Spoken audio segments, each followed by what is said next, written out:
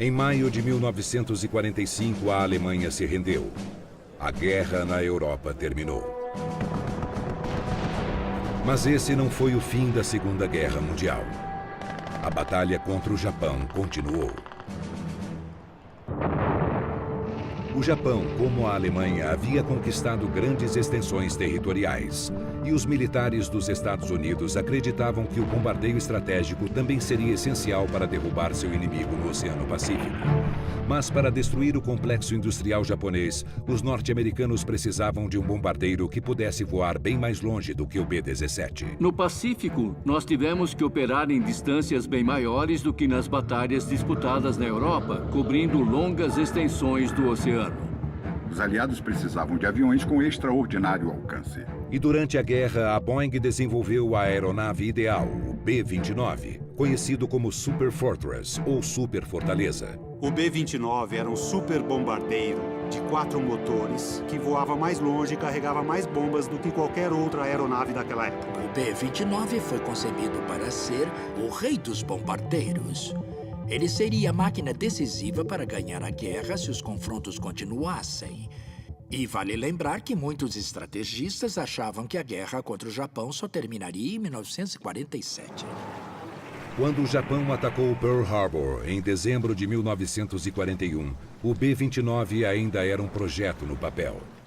Mas quando os Estados Unidos declararam guerra contra os japoneses, a Força Aérea Norte-Americana queria que a Boeing começasse a entregar os aviões em 2 anos, no ritmo de 25 unidades por mês. A construção da fábrica, o desenvolvimento do projeto, a fabricação do protótipo, os testes e até a montagem da aeronave teriam de acontecer praticamente ao mesmo tempo. O avião precisava ser produzido em massa e levantar voo antes mesmo dos engenheiros terem certeza de que os complicados sistemas do bombardeiro funcionariam. Em Wichita, no Kansas, a fábrica criada para o modelo era enorme e foi erguida em meio a campos de trigo em apenas 18 meses. Milhares de operários foram contratados e treinados. Eram pessoas que nunca tinham visto um avião, nem mesmo de perto, pousado no chão. De repente, começaram a fabricar essa máquina enorme, composta por milhares e milhares de peças e quilômetros de fios elétricos. O B-29 representou um grande salto em relação ao B-17. O B-17 não era pressurizado. Isso significa que os artilheiros do B-17 operavam na subestratosfera em temperaturas abaixo de zero, com as janelas abertas.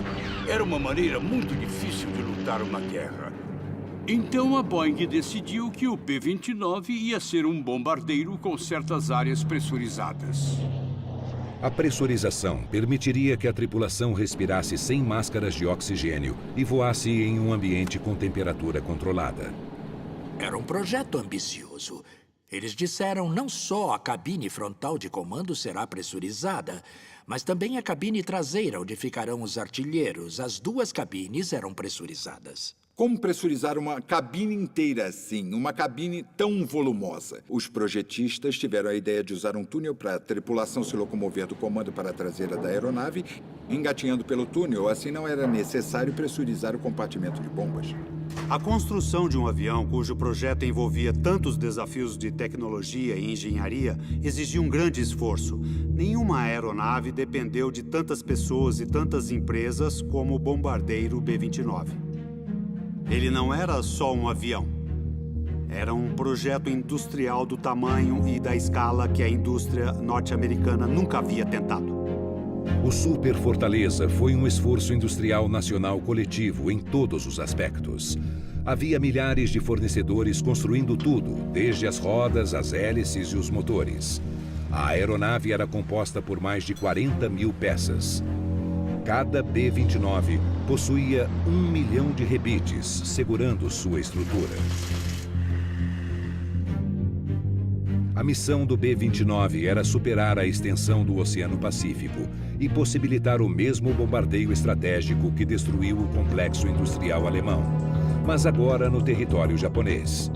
E a aeronave foi encarregada de outra missão secreta: Se o projeto Manhattan fosse bem sucedido, o projeto de desenvolvimento da bomba atômica, o bombardeiro B-29, lançaria a bomba. O governo dos Estados Unidos gastou mais com o B-29 do que com qualquer outra arma de guerra. O desenvolvimento do B-29 custou 3 bilhões de dólares. E se não desse certo, ia significar que o segundo projeto mais caro, o da bomba atômica, que custou 2 bilhões de dólares, não ia ser entregue. O que acontecesse em Wichita determinaria o resultado da guerra. Todo o planejamento tinha que ser mais sofisticado do que qualquer outra ofensiva anterior. Os militares entraram em um território novo e algumas coisas só deram certo depois de muita tentativa e erro. Então aconteceram alguns atrasos inevitáveis e esse projeto foi chamado na brincadeira, mas uma brincadeira um pouco séria, de a Batalha do Kansas. Nós podemos vencer a Batalha do Kansas e muita gente duvidava que isso fosse possível. A Batalha do Kansas foi uma guerra contra o tempo, e tempo custava vidas.